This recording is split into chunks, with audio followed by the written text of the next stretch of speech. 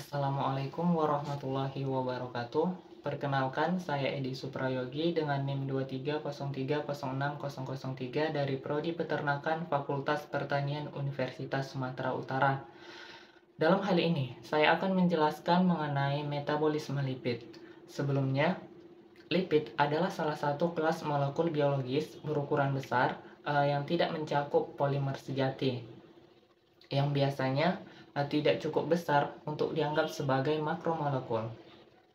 Lipid juga merupakan senyawa yang tidak terlarut dalam air yang diekstrak dari organisme.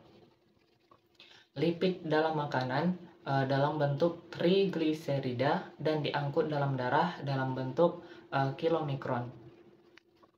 Metabolisme lipid dimulai dari degradasi lipid.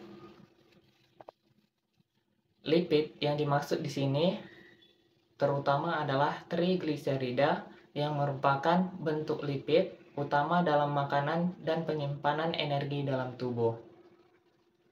Trigliserida yang berasal dari makanan akan diabsorpsi oleh usus halus setelah mengalami proses pencernaan dengan bantuan enzim lipase.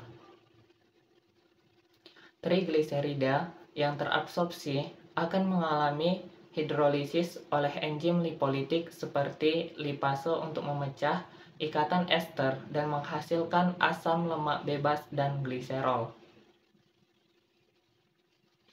Hasil dari hidrolisis trigliserida adalah asam lemak bebas yang terdiri dari rantai karbon panjang. Asam lemak bebas selanjutnya akan mengalami oksidasi oleh enzim oksidatif seperti enzim asil-CoA dehidrogenase untuk menghasilkan asam lemak jenuh dan tidak jenuh rantai pendek. Hasil dari oksidasi asam lemak bebas adalah asam lemak jenuh dan tidak jenuh dengan rantai karbon yang lebih pendek. Asam lemak rantai pendek ini akan mengalami reaksi rantai beta oksidatif secara berulang di dalam mitokondria untuk memecah rantai karbon menjadi unit asetil-CoA. Di sini, setiap siklus beta oksidasi akan menghasilkan satu molekul asetil-CoA yang merupakan unit utama yang akan memasuki siklus Krebs. Asetil-CoA akan memasuki siklus Krebs atau siklus asam sitrat yang terjadi di dalam matriks mitokondria. Dalam siklus ini, asetil-CoA akan dioksidasi secara lengkap menjadi karbon dioksida atau CO2 dan menghasilkan beberapa molekul pembawa elektron seperti NADH dan FADH2. Molekul pembawa elektron NADH dan FADH2 yang dihasilkan dari siklus Krebs akan memasuki rantai transfer elektron untuk menghasilkan ATP melalui proses fosforilisasi oksidatif. ATP inilah yang merupakan sumber energi utama bagi sel. Selanjutnya, biosintesis asam lemak. Biosintesis asam lemak dimulai dengan kondensasi dua molekul asetil-CoA yang menghasilkan asetil-CoA dan CO2. Reaksi ini dikatalisis oleh enzim asetil-CoA karboksilase.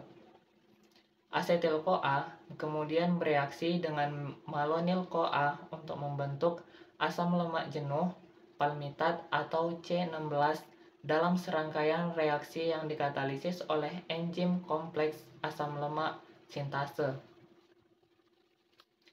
Palmitat atau C16 dapat mengalami elongasi dengan penambahan unit asetil-CoA melalui reaksi yang dikatalisis oleh enzim elongase, menghasilkan asam lemak jenuh rantai panjang seperti asam stearat atau C18, asam arachidat atau C20, dan seterusnya. Asam lemak jenuh juga dapat mengalami desaturasi, yaitu penambahan ikatan rangkap melalui reaksi yang dikatalisis oleh enzim desaturasi menghasilkan asam lemak tak jenuh seperti asam oleat atau C18 banding 1, asam linoleat C18/2 dan asam lemak tak jenuh lainnya. Asam lemak jenuh dan tak jenuh yang dihasilkan dapat digunakan untuk berbagai proses metabolisme seperti sintesis fosfolipid, triasilgliserol, dan molekul lipid lainnya.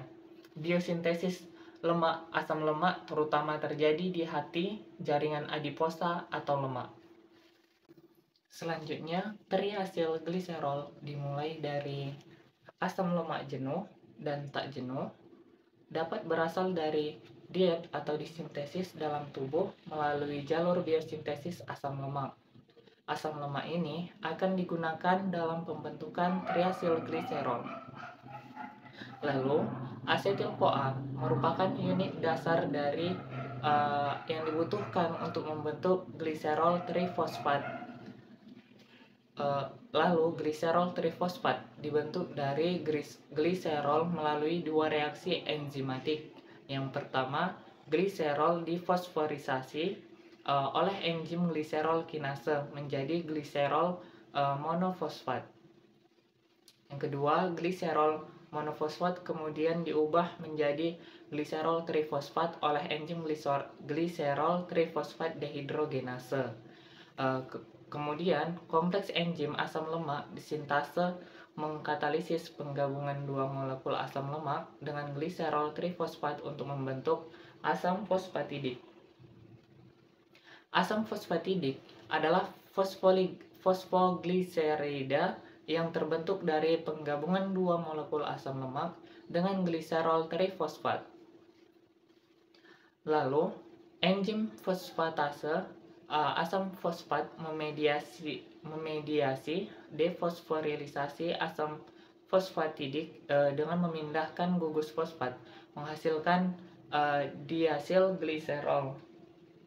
Diasilgliserol terdiri dari gliserol dengan dua gugus asam lemak yang terikat, kemudian enzim asil-CoA di diasilgliserol, asil transferase mengkatalisis asilasi akhir dengan menambahkan satu molekul asam lemak lagi pada diasilgliserol, menghasilkan triasilgliserol terakhir.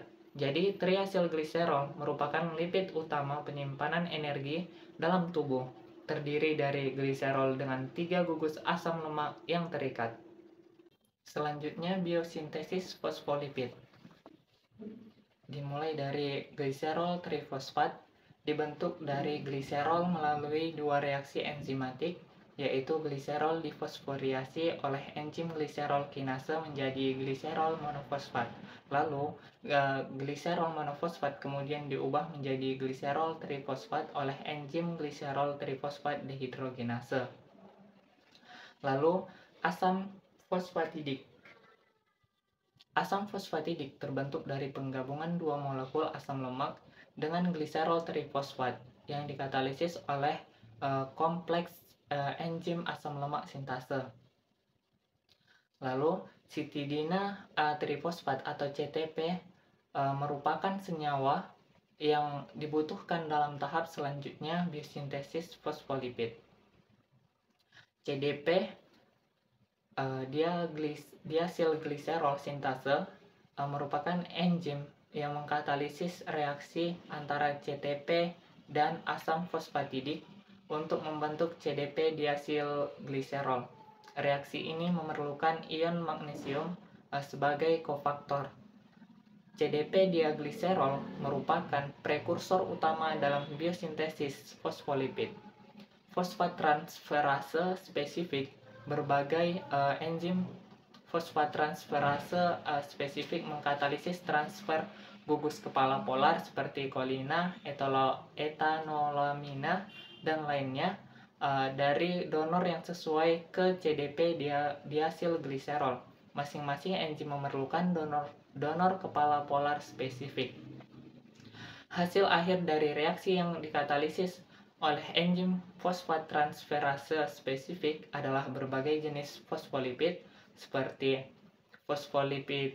fosfatidilkolina atau PC, fosfatidilitanolamina, fosfatidigliserol, fosfatidilinositol, dan lainnya.